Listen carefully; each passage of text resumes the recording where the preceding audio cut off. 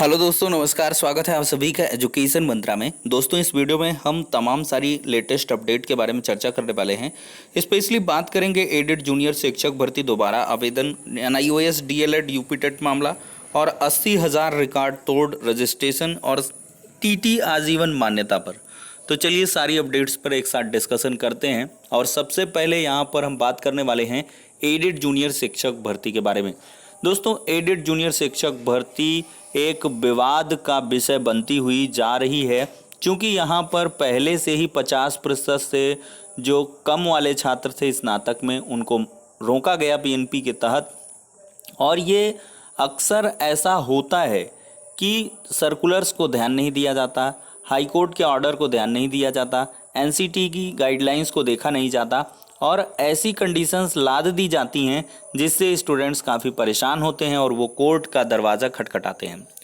तो यही हुआ है सेम पैटर्न पर एडेड जूनियर में। और यहाँ पर 5 तारीख को जो कोर्ट का ऑर्डर है वो सुना दिया गया। और देखिए, सरकारी एडवोकेट्स रहते हैं तो उनको पूरी तरीके से पता चल जाता है, वो इन्फॉर्मेशन डिलीवर करा दी जाती है। लेकिन यहाँ पर क्या हुआ, उसका PNP के द्वारा कहना है कि उसका हमने न्यायिक पुनरावलोकन कराया, ये है वो करवाया। इसके बाद इन्होंने 7 तारीख को एक नोटिस चस्पा करी और नोटिस में ये बताया कि आज देर रात 12 बजे तक जो ऑफलाइन आवेदन है वो लिए जाएंगे और इसके बाद कोई अवसर दे नहीं होगा। अब देखिए, 700-800 किलोमीटर जो दूर बैठा है स्टूडेंट, उसको तो पहले इन्फॉर्मेशन मिल नहीं पाई। अगर उसको मिली भी तो वो बेचारा वहाँ से चला तो वो आने में लेट हो गया। और PNP के जो अधिकारी हैं या सचिव साहब हैं वो मानने को तैयार नहीं है। और आज अगर देखा जाए तो PNP छावनी में तब्दील थी। बहुत सारे अभ्यर्थी यहाँ पर इकट्ठे थे। कल की डेट में भी धरना प्रदर्शन हुआ और बहुत ज़्यादा छात्रों में आक्रोश है। और आज भी पुलिस से तीखी नोकझोंक यहाँ पर दिखाई पड़ी है।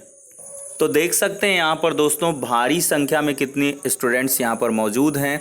युवा मंच की तरफ से इसका पूर्णतः समर्थन किया जा रहा है छात्र हित में। यहाँ पर हज़ारों की संख्या में जो छात्र हैं वो मौजूद दिखाई पड़ रहे हैं और पुलिस से इनकी लगातार तीखी झड़प भी हुई है। लेकिन यहाँ पर अगर फाइनली देखा जाए तो PNP ने कोई डिक्लेरेशन नहीं किया है, यानी कि छात्रों को कोई भी राहत मिलती हुई नहीं नज़र आ रही है। अब जो स्टूडेंट्स यहाँ पर आवेदन नहीं कर पा रहे हैं तो वो बेचारे परेशान हैं।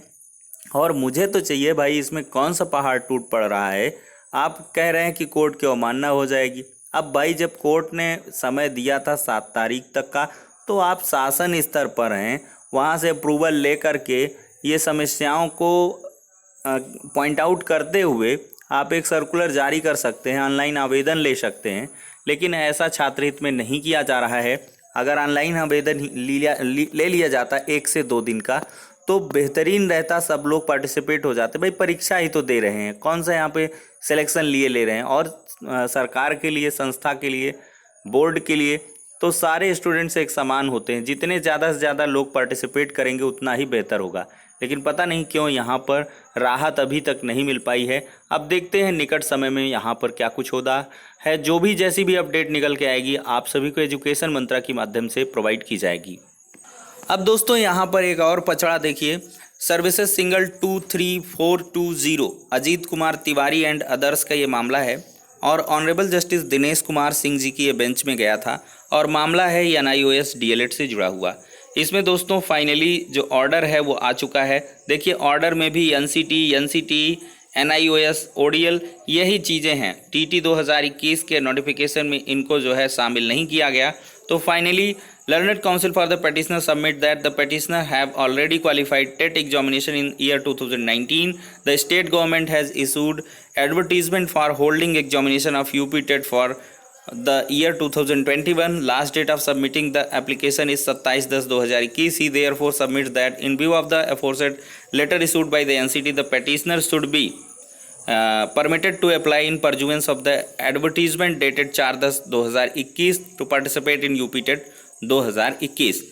तो considering the fact that NCT has already recognized the DLED course of NIOS as equivalent to the BTP, ends of justice would meet if the petitioners are allowed to appear in the said examination. However, their result would be subject to the final outcome of the present rate petition. तो मैंने आपको पहले ही दोस्तों बता दिया था कि जज साहब ने फाइनली यहाँ पर यही ऑर्डर दिया है कि NIOS के जो DLED के छात्र हैं उनको subject to the final order participate करने का मौका दिया गया है। यहाँ पर न्याय जिंदा रहे इसके लिए NIOS को यहाँ पर सम्मिलित कर दिया गया है, चूँकि NCTE ने ऑलरेडी रिकॉग्नाइज किया है कि जो ये NIOS DLED है वो BTC के इक्विवेलेंट यहाँ पर कोर्स है।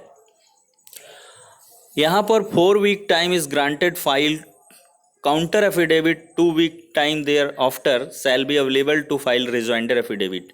तो लगभग यहाँ पर 1.5 माह के बाद की डेट लगाई गई है। 1 महीने का समय दिया गया है काउंटर एफिडेविट लगाने को और फिर इसके बाद 15 दिन का समय जो रिजॉइंडर एफिडेविट है। तो 1.5 महीने बाद इसकी लगभग सुनवाई हो पाएगी, तो नवंबर मिड के बाद से, और एग्ज़ाम तब तक लगभग नज़दीक आ चुका होगा। तो इस वजह से कोई प्रॉब्लम नहीं है। फाइनली ये immediately expiry of the aforesaid period. तो कुल मिला के ये जो है NIOS के छात्रों को शामिल किया गया है। जो अफवाह फैल रही थी सोशल मीडिया प्लेटफॉर्म पर, बहुत सारे लोगों ने आपको गुमराह किया होगा कि पूरे जो पूरा रिज़ल्ट है टेट का उस पर जो है ग्रहण लग गया है। ऐसा कुछ नहीं है। पूरा रिज़ल्ट क्यों रोकेगा भाई, कोई नहीं रोक सकता है।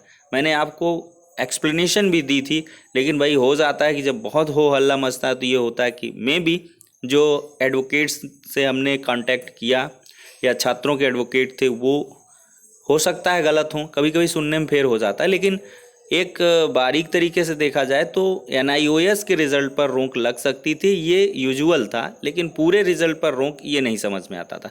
तो फाइनली ये फाइनल हो गया। एक लाइन में कहें तो NIOS पार्टिसिपेट करेंगे, उनका रिज़ल्ट होल्ड में रहेगा और इसके बाद जब पिटीशन फाइनलाइज्ड हो जाएगी तब उसके अकॉर्डिंग चीज़ें वेरी करने वाली हैं। TT की बहार देख सकते हैं दोस्तों। TT के लिए 80,000 पंजीकरण पहले दिन ही आए हुए हैं, जबकि सर्वर इतना बेहतरीन तरीके से कार्य नहीं कर रहा था। इसके बावजूद भी 7 अक्टूबर से जब आवेदन शुरू हुआ तो दूसरे दिन शाम तक 80,000 से ज़्यादा पंजीकरण हुए। पंजीकरण 25 अक्टूबर तक किए जाएंगे। लिखित परीक्षा 28 नवंबर को प्रस्तावित है और इस परीक्षा को लेकर परीक्षा नियोग प्राधिकारी सचिव विस्तृत कार्यक्रम पहले ही जारी कर चुके हैं। परीक्षा 2 पालियों में होने वाली है। तो कुल मिलाकर दोस्तों इस बार भी 15 से 20 लाख यहाँ पर आवेदन होने की पूरी उम्मीद यहाँ पर दिखाई पड़ रही है। तो दोस्तों यहाँ पर अगर देखा जाए तो क्या UPTT आजीवन मान्य नहीं होगा? सोशल मीडिया प्लेटफॉर्म पर ये चीज़ें कुछ जो स्क्रीनशॉट हैं वो वायरल हो रहे हैं। तो दोस्तों ऐसी चीज़ें इसलिए हैं क्योंकि 15 मार्च का जो UP टेट का सर्कुलर था पुराना वाला, जब पहले होने वाला था तब की डेट में ये ऐसी चीज़ें हुई थी। बाकी इधर जो है जून जुलाई में आपके ऑर्डर वगैरह आ गए हैं, NCT ने फाइनलाइज कर दिया, फिर इसके बाद CTET ने किया, UP टेट ने किया, उत्तर प्रदेश शासन की तरफ से लेटर आया। तो कोई झमेला नहीं है, आपके UPTT जो है आजीवन मान्य होंगे, इसमें कोई भी गुरेज नहीं है। इसको लेकर कंफ्यूज ना हो, और जिन्होंने पहले से कर रखा है उनको दोबारा फॉर्म भरने की आवश्यकता नहीं, और आप अपने खुद के आकलन के लिए भर सकते हैं या सिक्योरिटी के लिए कर सकते हैं, वो आपके ऊपर निर्भर करता है। तो फिलहाल के लिए दोस्तों सारी अपडेट्स हो जाती है। नेक्स्ट वीडियो में मिलते हैं।